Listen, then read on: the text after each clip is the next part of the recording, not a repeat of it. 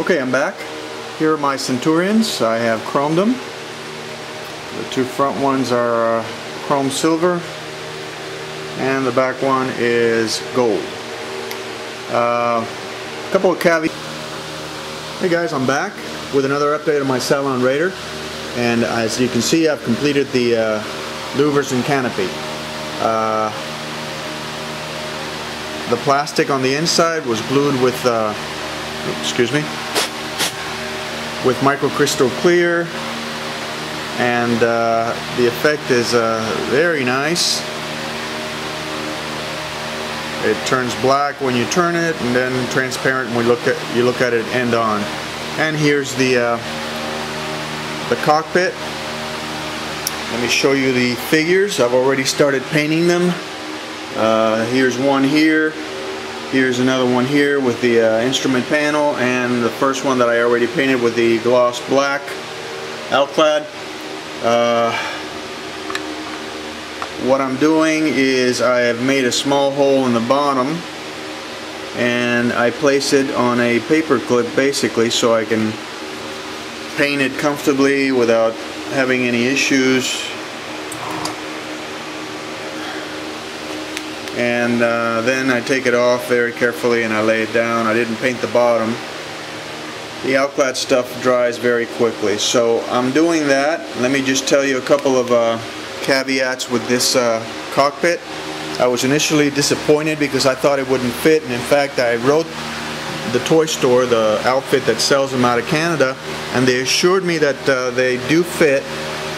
So I examined the situation more closely, and sure enough, they'll fit, but you have to do plenty of grinding. I ended up taking out all the plastic on the inside everywhere, and even cutting in a little bit because I've already installed this here and I'm not going to take it off, so I had to make it fit. Also, I have to do a lot of grinding. Hello again guys, Armando here, and I am back at work on my Cylon Raider after a, what is it, 2 or 3 month hiatus, I believe. Having finished the Predator actuator and almost finishing the T800 arm, which is drying on its base as we speak, I decided to pull this sucker out of mothballs again and get on with it. First order of business was deciding what to do about the nylon strings I had fastened to hang it. Although I really wanted to hang this one from the roof, unfortunately the strings that I used were just too thin for my comfort. They were rated at 30 pounds each, but they still felt flimsy as all heck, and I wasn't comfortable with it, so I just cut them off so I wouldn't agonize over this decision anymore, and they're gone. I'll be putting them on a base, a discreet base, not too big, with same style as I did with a Falcon, since everything is self-contained and the battery works really nice. The next order of business was deciding what to do about the decal that Jerry Hedgecock sent me. This is a prototype decal that I believe he's going to be selling, that's specifically for the cockpit of the resin cockpit that I picked up when I was building this thing.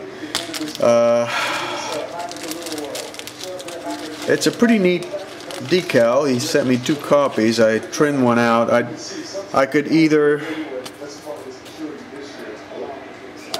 knock out the whole back of the cockpit and do a whole new back, which would be translucent with light, but that would have meant taking the whole thing apart and a lot more work. And I really just want to get this sucker finished because he looks really nice as it is. So instead I settled on, because this cockpit, the backrest of that chair is molded into the back. It's not separate. So what I did, I was just cut out a piece enough to slide it down and glued it in place with some CA glue, and you can see it when you turn on the light. It's not super visible, but you can see it in the background, and there's a suggestion that there's instrumentation back there, so I'm fine with that. Then the next thing I did was I went ahead and took care of some light leaks back here at the top with canopy glue. Those have been taken care of, and now comes the painting. I'm going to complete the painting. I got myself some smaller cups for my paintbrush, smaller sizes, so I won't be wasting as much paint, and I will be using this. I have the color already mixed up from when I was painting it earlier. It's a little darker because I had darkened it, but I think I'm going to go light on it again to approach this color, which is the original one that I started laying down on the hull. And I'm going to base myself on some of the reference pics I saw, such as this one. This is from the 1:1 scale Cylon Raider from a couple of years ago, before this one came out. I like the scheme and the weathering on this thing. It's a light gray with scuff or smoky weathering on it. I may add some streaking to it after I'm done, but I've already got the canopy built, as you guys remember. So what I'll do is I will mask this off, the inside, to protect the light assembly and these fins. I'll do that on either side. I will mask this off because I'm going to do a variant where I'm going to paint this flat black, these two pieces, and I'm going to mask off the cockpit, and then I'll just paint. Get it all nice and in the base color. Oh, I also need to mask the tips of the cannons so that I don't cover them up. And I'll probably mask the lights also, the holes of the spotlights, so as not to get any paint on them. And then I'll just go ahead and go to town with the paint. Get it all nice and evenly coated with a base color. And having completed that, I will then,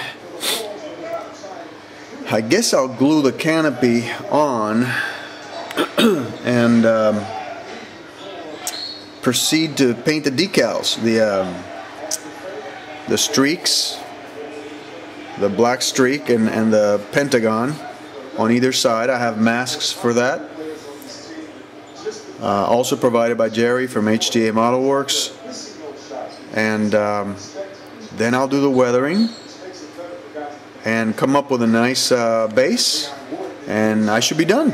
This looks like a nifty little project. Hopefully I'll get it done in the next few days, and then I will be ready to finish that darn Akira, which has tortured me for so much, and maybe do a little work on my refit. Almost caught up on my builds, guys. So anyway, I'll keep you apprised. Talk to you later. Okay, I'm back, and I've got most of the masking done. As you can see, I've got the cockpit completely masked off, and I've got the port, main engine cover, and the outlet masked off, and I'm working on the starboard main engine cover. Once I get that masked off, then I'll go ahead and get it painted. I've also masked off the tips of the cannons, and I will also be using some either Elmer's glue or whatnot to mask off the lights there and there on either side, so the LEDs don't get painted. Anyway, coming along just fine. Talk to you soon. Okay, got some more work done on my Cylon Raider today. Laid down the hull coat, which is sort of like a light primer gray style, which from my reading on the studio model, that's actually what they used. With processing on TV and all that, the color lightened up a little bit, but that's okay. I'll be doing some weathering on this, and I really like the tones. I laid down on the top and on the bottom a couple of coats. Came out very nicely, and then I went ahead and placed the masking decal on the port wing to paint my my black stripe, and went ahead and did that. The decal is good quality, but it's difficult to lay down over the greeblies areas, details, and as a result, as you might expect, I got a little bleed through. All things considered, I didn't get that much. That was the only area, and I tried cutting and laying it down and laying some tape on top to try and avoid it, and keeping my angle of spraying perpendicular, but I still got a little bit, so I'll have to fix that. I'm guessing what I'll have to do is mask the black part along the edge and paint the overspray with some of the hull color that I have with my airbrush. Hopefully that'll do the trick. I've laid down the port stripe.